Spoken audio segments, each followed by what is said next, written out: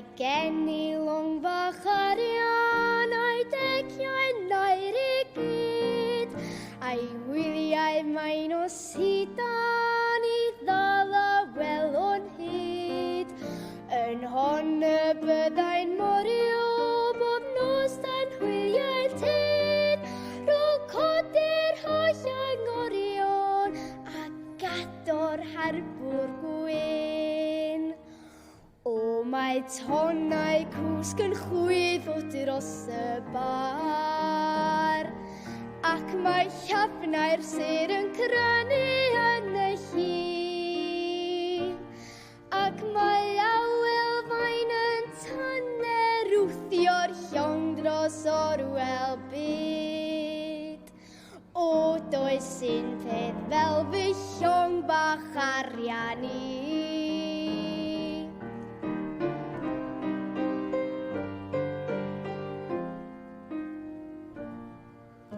Pan glywai'r cloc yn taro a'i glych yn 7 o'r gloch, rwy'n mynd yn ddistaw dros yr isiau'r carped coch, yn diffodd golau'r ganwyll ac oedd ymrannau'n dyn, a chodi'r holl angorion a gador harbwr gwyn.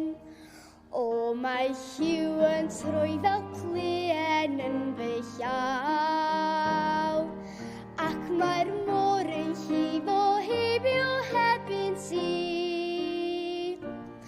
Awn o gylch y byd mewn noson o Hawaii fandale. O does un peth fel fy llong bach arian I.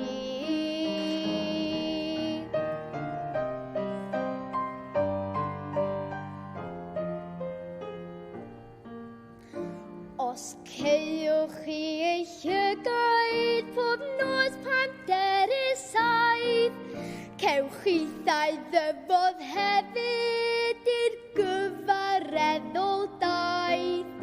Fe alwaf wrth ei porfod am chwiliau mae'n y dyn, nid ydyw'r daith ond munud rôl gador harbwr gwyn. O mae gwledydd pell yn llawn o drysor cudd, ac mae lladron môr yn disgwyl ar y llun. Ond fe concraf o ei reibio dofar trysor adre nôl. O does un peth fel fy llong